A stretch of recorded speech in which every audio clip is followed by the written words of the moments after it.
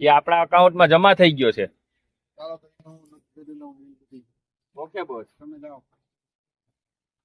એ મીઠા બાપા ક્યાં જા? મારા કાના બાપા એને વાત કરો. તારા બાપા હારે વાત નહીં થાય, પેલા મને વાત કરી દો, હું તારા બાપાને વાત કરી દઈશ. એક કામ કરો, અહીંયા આવો. વાત કયો. મીઠા બાપા.